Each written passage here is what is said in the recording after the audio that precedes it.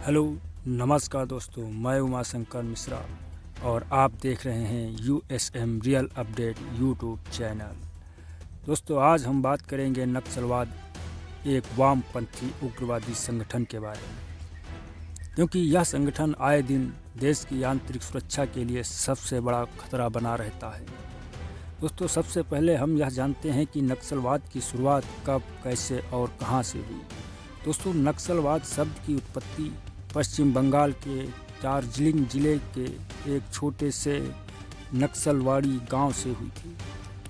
यह साल था 1967, जब कुछ किसानों ने जमींदारों के खिलाफ बगावत शुरू कर दी, क्योंकि वे अपनी ज़मीन के हक के लिए संघर्ष कर रहे थे। और इन किसानों का साथ दिया चारू मजूमदार, कानू सन्याल और जंगल संथाल ने, जो भारतीय कम्युनिस्ट पार्टी के प्रमुख नेता थे। चारू मजूमदार को नक्सलवादी आंदोलन का मुख्य विचारक और संस्थापक माना जाता है। चारू मजूमदार भारतीय कम्युनिस्ट पार्टी मार्क्सवादी के सदस्य थे, लेकिन सरकार और पार्टी की नीतियों से असंतुष्ट होकर उग्रवाद का रास्ता अपनाया था। चारू मजूमदार चीन के कम्युनिस्ट नेता माओ त्से तुंग के बहुत बड़े प्रशंसकों में से एक थे।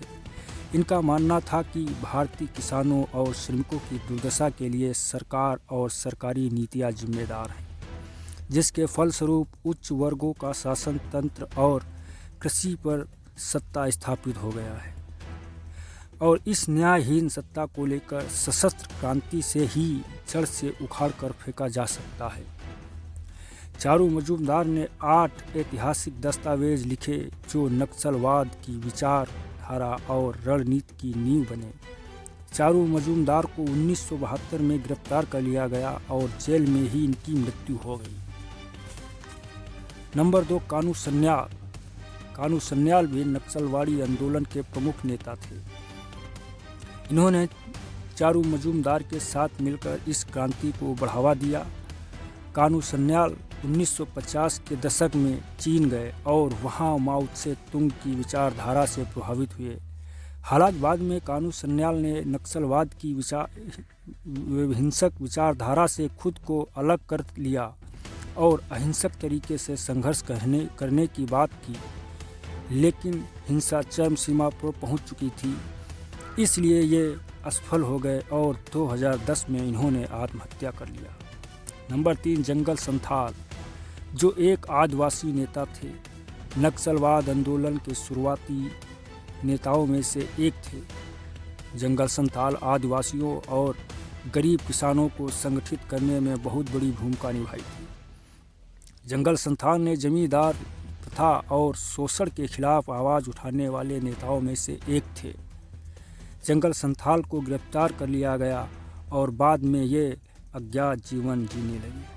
साल 1967 में नक्सलियों ने भारतीय कम्युनिस्ट पार्टी को छोड़कर सरकार के खिलाफ जंग छेड़ दी और तब से आज तक यह जंग थमने का नाम नहीं ले रही। नक्सलवाड़ी से शुरू यह आंदोलन का प्रभाव पहली बार देखने को तब मिला जब पश्चिम बंगाल में कांग्रेस की सरकार को सत्ता से बाहर होना पड़ा और पहली बार 1977 में पश्चिम बंगाल में कम्युनिस्ट पार्टी सरकार के रूप में आई और ज्योतिषी बसु मुख्यमंत्री बने। अपने हक की जंग करने वाला यह संगठन धीरे धीरे अपने मार्ग से भटकता रहा और जाति वर्ग की जंग करते करते कई राज्यों में फैल गया। इस समय भारत के 11 राज्यों के 90 जिले नक्सलवाद से प्रभावित हैं। दोस्तों, हालिया रिपोर्ट के अनुसार 1 जनवरी 2025 को गढ़चिरौली में 11 नक्सलियों ने महाराष्ट्र के मुख्यमंत्री देवेंद्र फडणवीस के सामने आत्मसमर्पण किया। 6 जनवरी 2025 को छत्तीसगढ़ के अबूझमाड़ के जंगलों में हुई मुठभेड़ में 5 नक्सलियों के शव बरामद हुए, जिसमें 2 महिला नक्सली भी शामिल थीं। 10 फरवरी 2025 को छत्तीसगढ़ के बीजापुर जिले में नेशनल पार्क में सुरक्षा बलों और नक्सलियों के बीच मुठभेड़ हुई, जिसमें अब तक 31 नक्सलियों के मारे जाने की खबर सामने आई है, जिसमें से 30 नक्सलियों के शव बरामद हुए और बड़ी मात्रा में हथियार और विस्फोटक सामग्री भी जब्त की गई। इस मुठभेड़ में 2 जवान शहीद हुए जबकि 2 अन्य घायल हुए।